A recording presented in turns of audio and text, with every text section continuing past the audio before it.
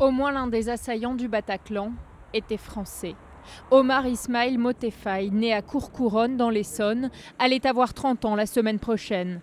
Connu des services de police pour des faits de droit commun, il s'était rapproché des milieux islamistes radicaux il y a 5 ans. Il s'agit d'un individu qui n'avait jamais été incarcéré et qui a fait l'objet en 2010 d'une fiche S pour radicalisation, mais qui n'a par contre jamais été impliqué dans un dossier de filière ou d'association de malfaiteurs terroristes. Le kamikaze vivait à Chartres et fréquentait assidûment la mosquée de Lucé. Lors de son attaque au Bataclan, il aurait évoqué la Syrie et l'Irak. On sait aussi désormais qu'il s'est rendu en Turquie fin 2013 et pour les enquêteurs, il est vraisemblable, ce sont leurs mots, qu'il soit allé en Syrie. Pour comprendre son parcours et étudier d'éventuelles complicités, 6 membres de sa famille sont entendus par les enquêteurs.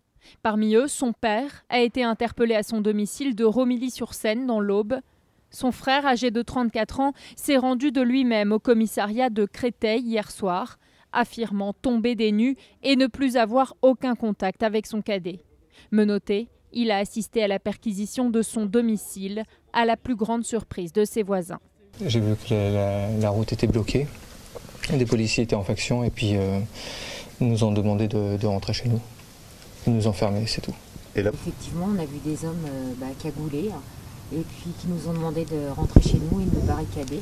Donc c'est ce qu'on a fait. On a essayé d'être assez discret vis-à-vis des enfants pour pas qu'ils aient peur. Et puis bon, c'est vrai que ça a été la panique toute la soirée, quoi. Omar Motefai a été identifié grâce à un doigt sectionné retrouvé au Bataclan.